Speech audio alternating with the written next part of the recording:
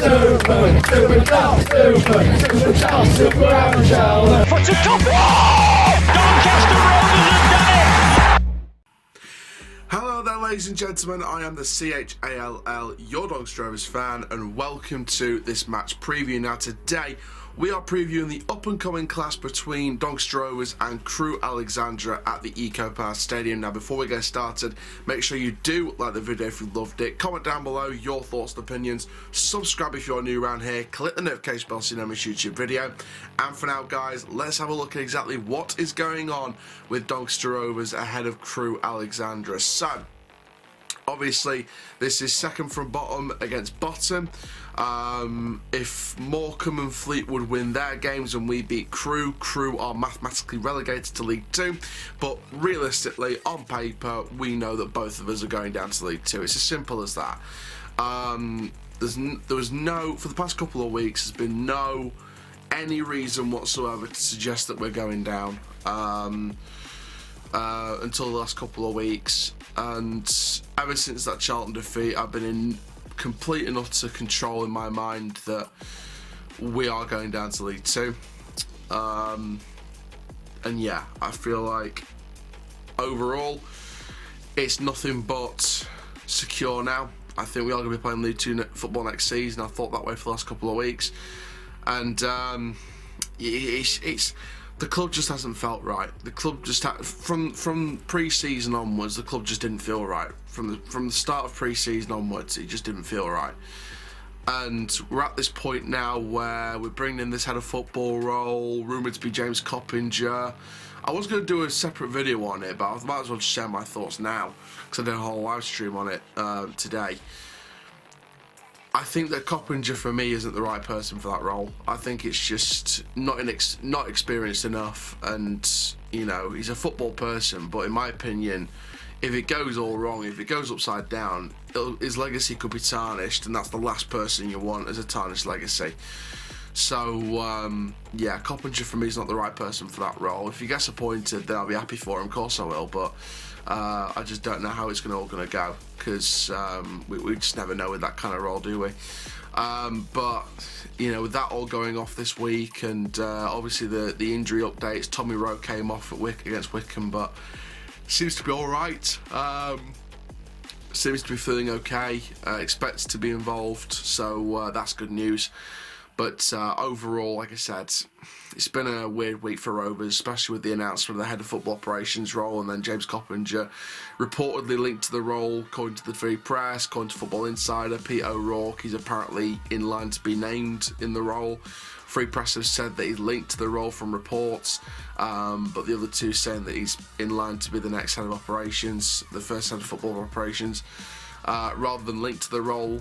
So, you know, it's been a bit of a weird week off the field for Rovers, but you know, one that came with a bit of promise and could end up being another in-house appointment, which has proved, in my opinion, it doesn't really work. But that's by the by.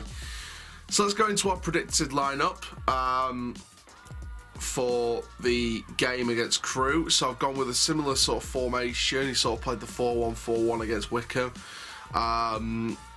So I've gone with that again. I think in the first half we had spells of attacking play where it looked very good, and sort of the second half just sat back on a being 1-0 down and just said, you know, sit back on a goal and, you know, try and nick another, try and nick one, which is not the mentality you need, but there you go.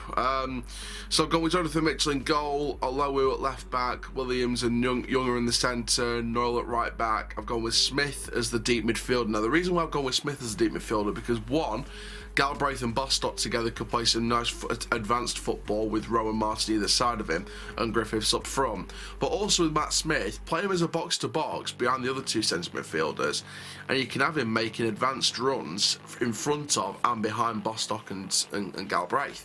So that's how I would do it anyway.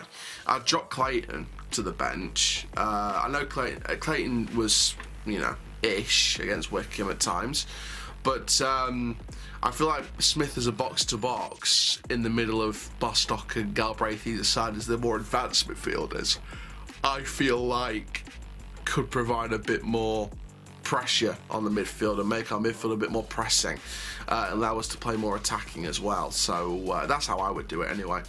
And of course, if McSheffrey wants to do what he had done in the second half and he wants to sit back, then you can alternate that formation without making any changes. You'd put Martin and Griffiths up front, you'd put Bostock, Galbraith and Smith in the midfield, you'd have Rowe and Noel as wing backs and play a 5 at the back, which is what McSheffrey probably will do at some point in the game tomorrow. So you know, that formation can be alternated. So it's a 4-1-4-1 attacking, and then he'll alternate it, so it'll be 5-3-2 or 3-5-2 when we're defending. Now, in terms of the predicted scoreline for this game, I think it's very interesting. I feel like Doncaster Rovers, I mean, they have to get the win against bottom of the league, because if we don't beat bottom of the league, then we deserve to go down even more. But I just don't see a win for us. We haven't got a win for the last month now. We've not scored a goal in the past few games. And I believe, don't correct me on this, but I think Crewe scored 4 goals in the last few games, and the last 5 games they've lost all of them. So I don't know.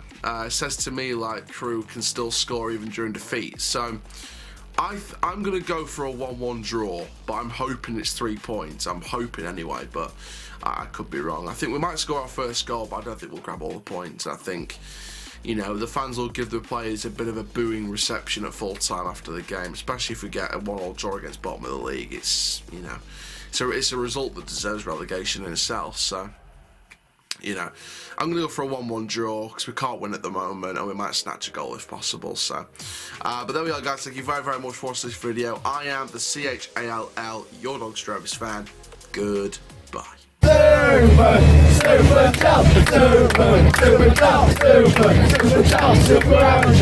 For to top it!